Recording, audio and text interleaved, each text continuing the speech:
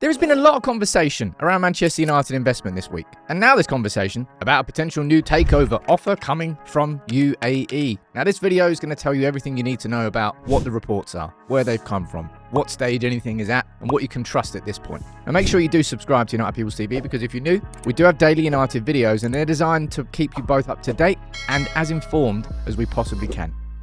Never a dull moment when it comes to being a Manchester United fan. If it's not Ruben Amorim, is he going to lose his job, to Jim Ratcliffe saying he wants to give him 3 years, to investment talks from Saudi Arabia, or how about takeover talks from UAE? What's going on? What's actually happening? That's what I'm here to do. I'm going to cover everything in this video. I'm going to kind of remove my opinion from it, just present to you the reports in chronological order so you can understand what's being said, who's saying it, and how much you need to trust them or not. Okay? Just going to cover it all. You can let me know what you think in the comments below. To summarize what was happening early this week, and me covering the Saudi stuff, it was from Turk Al Sheikh, who of course is the face of Saudi sports investment. Kind of got everybody talking here by saying, look, United are in an advanced stage of finalizing a deal to sell to a new investor. Got everybody talking. I did a video covering all of that. We don't need to cover that again. Manchester United have responded to that, not directly, but this is from Simon Stone from the BBC, saying, look, United have rejected claims made by Saudi sports supremo Turki Al Sheikh that the club is in advanced negotiations over sale to a new investor. One little bit more down there. Multiple sources close to United say this claim is untrue. Now, he decided to follow up on that by saying this. He said the following. My post yesterday about Manchester United's potential sale meant one thing. The club is in an advanced negotiation phase with a new investor. Just to clarify, I'm not the investor, nor are they from my nation, Saudi Arabia. I'm posting this as a fan who wishes the deal to happen, though it might not necessarily happen. Thanks for clearing that one up. What happened after that? TalkSport waded in, said that there is a consortium from UAE, and that United legends have been approached about being involved, whoever that may be. You'll remember, I can't believe I'm pulling this photo up again. I remember that at the time with the whole Qatari Jassim, did it exist? Did it not exist? I don't know. But at that point, I remember there were concepts of ambassadorial roles for former players being involved. Not the first time that we've heard that. And then Chris Wheeler from Daily Mail followed up with this. Now, let me run through this for you. All right, let's go up there. United potential takeover, UAE group considering a bid. All right, a consortium based in the UAE is understood to be considering making an offer to the Glazer family, who demand in excess of $5 billion to sell the club, and have already approached some ex-players about coming on board as ambassadors, saying the same thing that TalkSport was saying. But so far, there's been no direct contact with the Glazers. The comment caught United by surprise, following up on what Simon Stone from the BBC is saying. An Old Trafford insider said they don't know where this information's coming from. And this is the most important bit down here, highlighted in red for you. And he's saying, look, the consortium's plans, this consortium from UAE, which we're now finding out about, this is sort of new information, whether it's completely and utterly true or not, or whether it's just kind of whispers going around the table right now. That's what it sounds like. The consortium's plans are still at an early stage. No advanced negotiations phase with the new investor, which is what he's suggesting. And there's no guarantee it's going to develop into a formal bid. It's understood the group is UAE-based, but the key figures are not from Saudi or neighbouring Qatar. So Chris Wheeler saying, right, there's a consortium. TalkSport saying there's a consortium. Turki Al Sheikh saying it's advanced. Other reports suggesting otherwise. And just to add a little bit more seasoning into the mix, this absolute whopper's come out of the woodwork. Do you remember him? Man, I remember covering these reports at the time.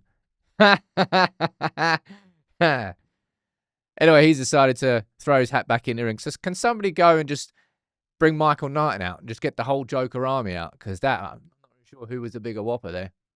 So whopper off. It was Celebrity Deathmatch. It's like an old school MTV show. That was fun. You should get these two in that ring. But anyway, this is everything that's been reported. I'm just throwing those two in the ring as well. Chris Wheeler and the Daily Mail saying that there is a consortium, and that's also being said by TalkSport.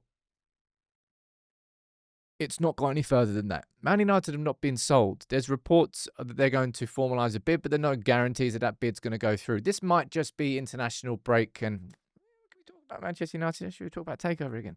But it's all kind of been sparked into life from Turki Al Sheikh. Now, the thing that I've been looking into the most, which I'm trying to really get clarity on, I feel like I've got a little bit more on it, is what are these drag-along rights?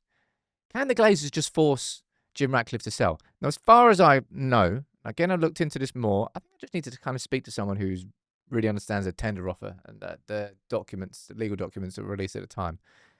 From what I can gather, in the first 18 months of the takeover, which expired in August, Jim Ratcliffe had the right of first refusal, which meant that if the Glazers wanted to sell any more shares at that point in time, in the first 18 months, Jim Ratcliffe had the right to buy those shares.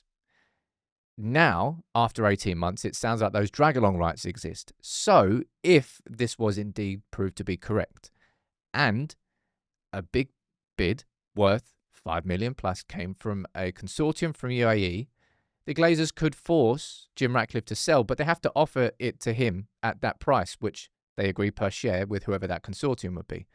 Whether Ineos and Ratcliffe would match that offer remains to be seen. I don't know whether they got the funds or the money for it. But it feels like Turki Al-Sheikh is actually probably doing this mainly from a perspective of a fan, more than anything else. He's probably heard through the grapevine that some conversations are going on in UAE. He'll have contacts. He's a very well-connected man in sport and in investment in the Middle East in sport in particular. So this is his forte. This is his area. He's probably heard something, and maybe he wants to speak it into existence by geeing it up, by speaking about it in public. I still feel that maybe a lot of these conversations around investment is related to the stadium, because United will be having these conversations. We know we're going to be probably having a mid-season friendly in Saudi Arabia as a money spinner because we want to get money. Do I think that the Glazers could be going behind Ratcliffe's back and speaking to people? You're damn right. Of course they would. Of course they probably are. They're snakes. They only care about themselves. They only care about their bottom line, and they only care about the money and nothing else. And this is why Jim Ratcliffe is playing a dangerous game and has been playing a dangerous game this whole time, schmoozing the Glazers. Oh, they're really nice people, actually. I know why he's doing it. He has to try and keep them on side if there's any hope of Ineos and Ratcliffe trying to buy out more of the Glazers' shares. Because as soon as that relationship is broken, they're just going to go somewhere else. But as it stands, I don't think a £5 billion plus offer is coming from the UAE. To go back to the news, the consortium's plans are still at an early stage. It may well just be a conversation that's happened around the dinner table. It may be going no further than that. We can only speculate. It feels like Turki Al-Sheikh has heard something and probably tried to speak it into existence by using his own platforms. That's everything covered to date.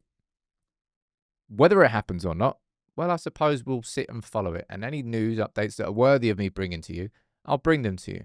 I expect United to have a mid-season friendly in Saudi. So I expect conversations with Saudi investors probably to still keep going on. UAE, not quite sure. But when it comes to funding for this new stadium, United are definitely having conversations.